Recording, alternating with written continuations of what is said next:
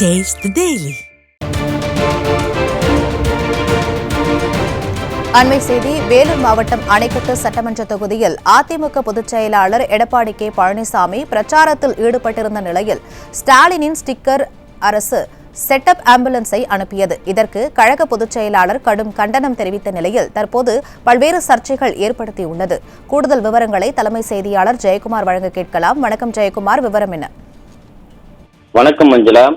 வேலூர் மாவட்டம் அணைக்கட்டு சட்டமன்ற தொகுதியிலே அனைத்திந்திய அண்ணா திராவிட முன்னேற்ற கழகத்துடைய பொதுச் செயலாளரும் சட்டமன்ற எதிர்க்கட்சி தலைவரும் முன்னாள் முதலமைச்சருமான புரட்சித் தமிழர் எடப்பாடி கே பழனிசாமி அவர்கள் மக்களை காப்போம், தமிழகத்தை மீட்போம் என்கிற எழுச்சி பயணத்தில் ஈடுபட்டிருக்கிறார். தமிழகம் முழுவதும் ஏறக்குறைய 102 சட்டமன்ற தொகுதிகளுக்கு மேல் ஒரு தமிழகத்தினுடைய பாதி அளவு மக்கள், ஏறக்குறைய 50 லட்சத்திற்கும் மேற்பட்ட மக்களை நேரடியாக களத்திற்கு சென்று அவருடைய குறைகளை நெசவாளர்கள், விவசாயிகள், தொழிலாளர்கள், அதே போன்று உப்பள தொழிலாளர்கள், மீனவர்கள், வணிகர்கள், அதே போன்று பல்வேறு தொழில் நிறுவனங்களை நடத்தக்கூடியவர்கள், மாணவர்கள், ஆசிரியர்கள், பல்வேறு அமைப்புகளைச் சேர்ந்தவர்களை சந்தித்து அவருடைய குறைகளை கேட்டறிந்து வருகிறார். செல்லுகிற இடங்களிலெல்லாம் ஆளுகிற திமுக அரசினுடைய ஊழல், தில்லாலங்கடிகள், வெற்று அறிவிப்புகளாக அறிவிக்கப்பட்ட பல்வேறு அறிவிப்புகளை அறிவித்துவிட்டு எதையுமே செய்யாமல் மக்களை ஏமாற்றுகிற ஒரு அரசாக இந்த அரசு இருப்பதை பல்வேறு இடங்களில் கோரிக்கைகளாகவும் நேரடியாகவும் மக்கள் எழுச்சியோடு கொண்டு முன்வந்து கொடுக்கக்கூடியதை நம்மால் பார்க்க முடிகிறது. நேற்றைய தினம் வேலூர் மாவட்டம் அந்த அணைக்கட்டு சட்டமன்ற தொகுதியிலே பல்லாயிரக்கணக்கான பொதுமக்கள் திரண்டு உற்சாகமான ஒரு எழுச்சியான வரவேற்பு அளித்தார்கள். அவர்கள் மத்தியிலே உரையாற்றி கொண்டிருந்த போது, அதாவது ஆளே இல்லாமல் ஒரு ஆம்புலன்ஸ் ஒன்று வருகிற போது அங்கு இருக்கக்கூடிய பொதுமக்கள் அந்த ஆம்புலன்ஸை திறந்து பார்க்கிற போது நோயாளிகள் யாரும் அந்த ஆம்புலன்ஸிலே யாருமே இல்லை.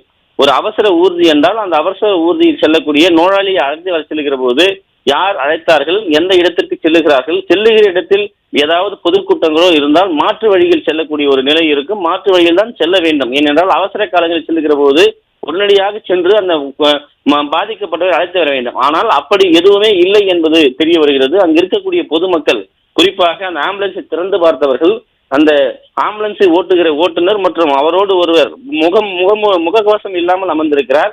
அதன் பிறகு அந்த பொதுமக்கள் பல கேள்விகளை கேட்ட பிறகு முகக்கவசம் அணிந்து கொள்கிறார். அவர் ஒரு உண்மையான ஒரு துணியில் பேசவில்லை. அவர் ஒரு மருத்துவராகவோ செவிலியராகவோ இல்லை. குறிப்பாக அவருடைய நடவடிக்கைகளும் அது சார்ந்துதான் இருந்தது என்று பொதுமக்கள் பல்வேறு குற்றச்சாட்டுகளை முன்வைத்தார்கள். குறிப்பாக இவ்வளவு தூரம் ஒரு எதிர்க்கட்சி தலைவர், முன்னாள் முதலமைச்சர், ஒரு பிரதான எதிர்க்கட்சியினுடைய பொதுச் செயலாளர் இருக்கக்கூடிய புரட்சித் எடப்பாடி கே பழனிசாமி அவர்கள் பேசக்கூடிய அந்த பகுதியில் போதிய அளவில் ஏற்கனவே காவலர்கள் அனுப்புவதில்லை. அப்படியே அனுப்பக்கூடிய காவலர்கள் அங்கு வரக்கூடிய கூட்டத்தை கலத்தி விடுவது அல்லது கூட்டத்திற்கு ஒருவரை விரட்டி அடிப்பது, வைக்கக்கூடிய பேனர்களை கீழ்த்தெறிவது, அதாவது ஒரு ஆளுங்கட்சியினுடைய கைப்பாவையாக அவர்களை மாற்றக்கூடிய ஒரு நிலை இருக்கிறது. ஒவ்வொரு மாவட்டத்திலும் வருகிற போது ஒவ்வொரு சட்டமன்ற தொகுதியிலும் தொடர்ந்து ஆம்புலன்ஸ்கள் காலியாக வருகிறது.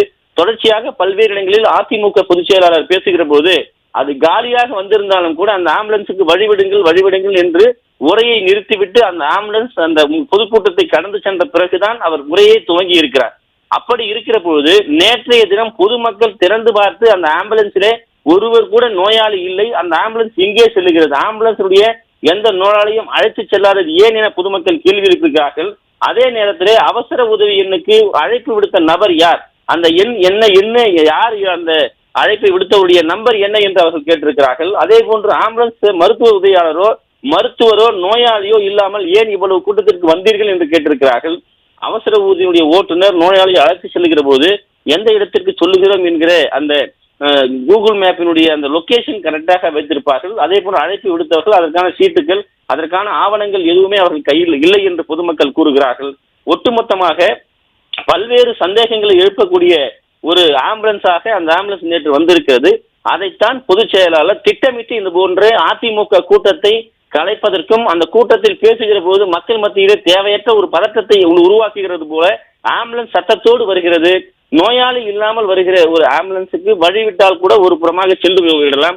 ஆம்புலன்ஸ் அந்த சைரன் சத்தத்தை ஒலித்துக் கொண்டே வருகிறது, ஆனால் நோயாளி இல்லை. இப்படி பல்வேறுபட்ட கேள்விகள் இந்த ஆம்புலன்ஸ் மூலமாக எழுப்புகிறது. இது தொடர்பாக பொதுமக்களே பல்வேறு சந்தேகங்கள் இருந்து ஸ்டிக்கர் அரசாங்கம், அதாவது செட்டப் ஆம்புலன்ஸை அனுப்பியிருக்கிறது என்று கோஷங்கள் முழங்க ஆரம்பித்து விட்டார்கள். செட்டப் அரசாங்கம், ஸ்டாலினுடைய செட்டப் அரசாங்கம் ஸ்டிக்கர் ஸ்டாலினுடைய ஸ்டிக்கர் அரசாங்கம் செட்டப் ஆம்புலன்ஸை அனுப்பியிருப்பதாக தொடர்ந்து அவர்கள் கோஷங்களை முன்வைத்தார்கள். அதே போன்று அதன் பிறகு அந்த ஆம்புலன்ஸுக்கு வழிவிடப்பட்டு அந்த ஆம்புலன்ஸ் சென்றது. ஆனால் அவர்கள் எங்கு சென்றார்கள், எந்த நோயாளி அழைத்து வந்தார்கள், எந்த மருத்துவமனைக்கு கொண்டு சேர்த்தார்கள் என்கிற விவரம் இல்லை. ஆனால் அதற்குள், அதாவது போட்டோ ஷூட் நடத்துகிற முதலமைச்சருடைய அவருடைய ஆட்சியிலே அவருடைய துறை சுகாதாரத்துறையில இருக்கக்கூடிய சுகாதாரத்துறை அமைச்சர் மா சுப்பிரமணியன் தேவையற்ற விஷமத்தனமான ஒரு கேள்விகளை அவர் பேசியிருக்கிறார். ஒரு அரசியல் நாகரிகம் இல்லாமல் பேசக்கூடிய ஒரு நபராக அவருடைய அந்த வார்த்தைகள் வெளிப்பட்டிருக்கிறது. இதற்கு அனைத்து இந்திய அண்ணா திராவிட முன்னேற்ற கழகத்துடைய பொதுச் செயலாளர் புருஷன் எடப்பாடி கே பழனிசாமி அவர்கள் மக்களை சந்திக்கிறார், மக்கள் பிரச்சனைகளை கேட்கிறார். பிரதான எதிர்க்கட்சி இவர்கள் ஏன் இந்த அளவிற்கு இதில் வெந்து தணிய வேண்டும் என்கிற பல கேள்விகள் எழுகிறது.